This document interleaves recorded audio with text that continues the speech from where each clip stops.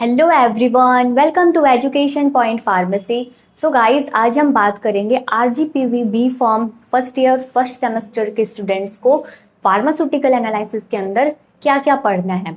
अगर आपको और भी अदर सब्जेक्ट्स के डिटेल्ड सिलेबस को जानना है तो आप प्लेलिस्ट में जाकर चेक कर सकते हो। वहाँ पे RGPV B Pharm first year first semester के स्टूडेंट्स के सिलेबस के पूरे डिटेल में वीडियोस बने हुए हैं, तो आप वहां से जाके उन वीडियोस को देख सकते हो।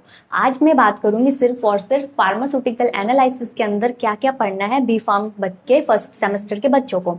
तो चलिए शुरू करते हैं। फर्स्ट यूनिट में कवर करना है फार्मास्यूटिकल एनालिसिस, जिसके डेफिनेशन को पढ़ोगे क्या है एंड स्कोप। इसी के अंदर फर्स्ट पॉइंट में आपको कवर करना है डिफरेंट टेक्निक ऑफ एनालिसिस। ऐसे कौन कौन से टेक्निक है जो आप एनालिसिस के दौरान यूज करते हो। सेकंड है मेथड ऑफ एक्सप्रेसिंग कंसंट्रेशन, और थर्ड में समझना है primary and standard secondary standards.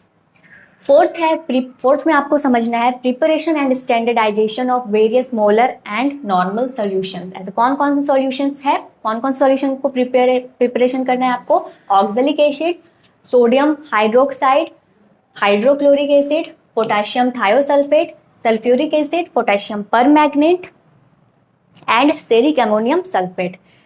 In solutions को किस तरीके से प्रिपेयर करते हैं, स्टैंडर्डाइज करते हैं, वो आप समझोगे इस चैप्टर में।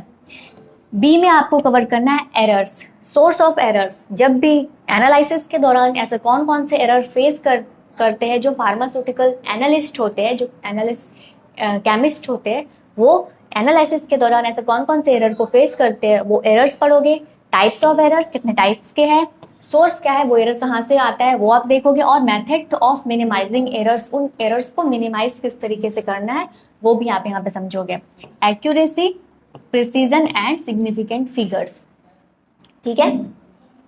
सेकेंड सी है फार्माकोपिया। फार्माकोपिया बुक होती है, अलग अलग कंट्री के अलग अलग कंट्री में अलग अलग फार्माकोपिया बुक है। जैसे हमारे इंडिया में है तो इंडियन फार्माकोपिया, ब्रिटिश का है तो वो ब्रिटिश फार्माकोपिया, यूनाइटेड स्टेट का है तो वो यूनाइटेड स्टेट फार्माकोपिया, यूएसपी।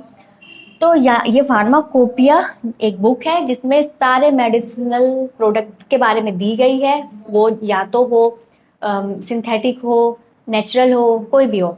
तो इन्हीं बुक को फॉलो करके जो हमारी इंडस्ट्री फार्मास्यूटिकल इंडस्ट्रीज होती है वो इन बुक को फॉलो करती है ड्रग डेवलपमेंट के लिए। ड्रग डेवलपमेंट के प्रोसेस के दौरान जो भी चीज़ की जाती है ड्रग प्रोडक्ट के साथ, वो इन बुक को फॉलो करके ही की जाती है। इस बुक के अकॉर्डिंग ही बनाई जाती है जो भी फार्मास्यूटिकल प्रोडक्ट्स होती है। यहाँ पे आप सोर्स ऑफ इम्प्यूरिटीज़ भी पढ़ने वाले हो कि आपके जो प्रोडक्ट्स है उसमें क्या क्या सोर्स ऑफ इम्प्यूरिटीज़ है, क्या क्या हो सकता है वो देखोगे। इन मेडिसिनल एजेंट्स, और फिर लिमिट टेस्ट किस तरीके से लगाते हैं, मतलब आपके पास जो सैंपल है उसमें आप लिमिट टेस्ट किस तरीके से लगाओगे वो आप समझोगे। लिमिट टेस्ट में बेसिकली इम्प्यूरिटीज़ को फाइंड किया जाता है कि कितने अमाउंट में इम्प्यूरिटीज़ प्रेजेंट है, और ये देखा जाता है कि वो फार्माकोपिया के रेंज में है या नहीं। मतलब ऐसा है कि ये जो बुक है फार्माकोपिया, उसमें रेंज दी गई है कि अगर आपके पास कोई प्रोडक्ट है जो भी आप प्रिपेयर कर रहे हो, उसमें अगर कोई भी इम्प्यूरिटीज़ इस एक पर्टिकुलर रेंज से बाहर है तो वो प्रोडक्ट फेल है, अगर उसी रेंज के अंदर है तो मतलब फार्माकोपिया के अकॉर्डिंग वो प्रोडक्ट पास है, रेंज के बाहर है तो फेल है। तो लिमिट टेस्ट में यही देखा जाता है कि वो जो इम्प्यूरिटीज़ है वो रेंज में है या रेंज के बाहर है। अगर बाहर है तो प्रोडक्ट फेल है, आपका जो प्रोडक्ट आप जो बना रहे हो वो क्या है, आगे आप उसको नहीं ले जा सकते, आगे आप उसको फॉर्मुलेट नहीं कर सकते हो, प्रोसीड नहीं कर सकते हो। तो फार्माकोपिया को ध्यान में रखते हुए लिमिट टेस्ट लगाया जाता है जिसमें इम्प्यूरिटीज़ को फाइंड आउट करते हैं।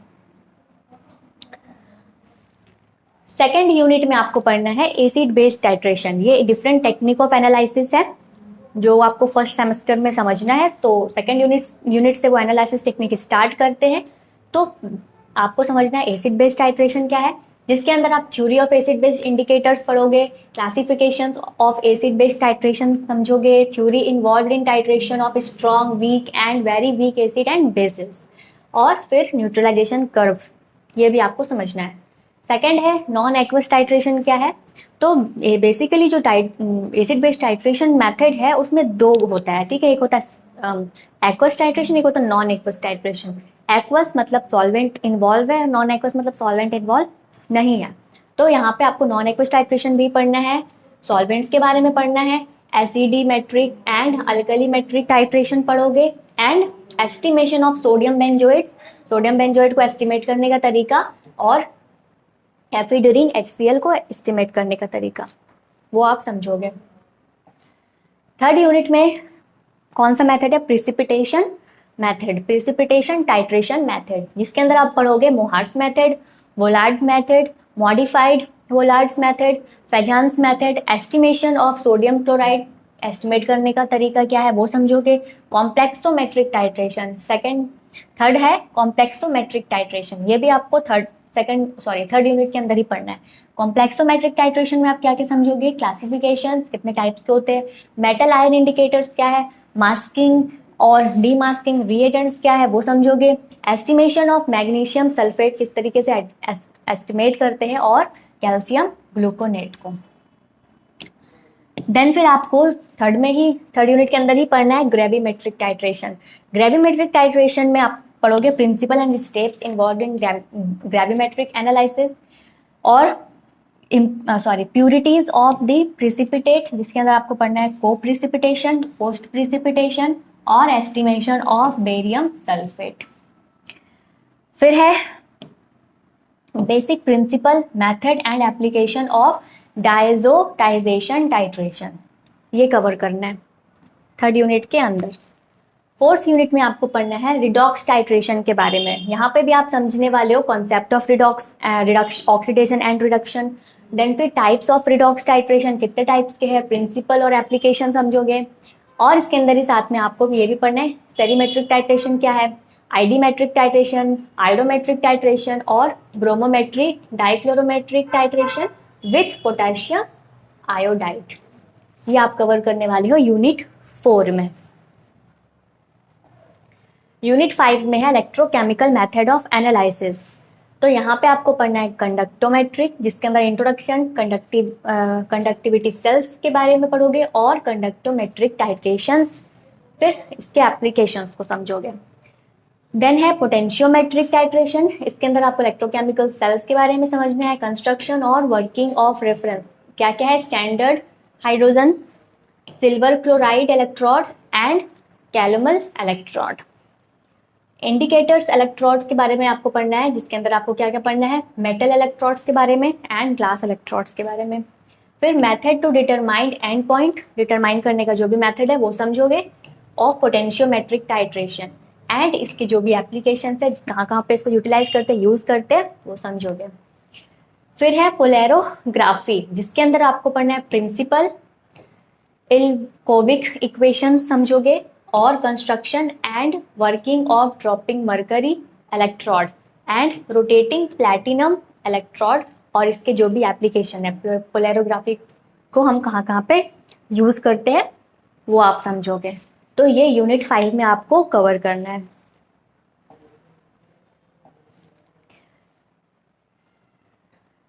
सिलेबस समझ गए, फार्मास्यूटिकल एनालिसिस के अंदर आपको क्या क्या पढ़ना है। तो हम ये सिलेबस स्टार्ट करने वाले हैं, फार्मास्यूटिकल एनालिसिस चैप्टर को हम शुरू करने वाले हैं।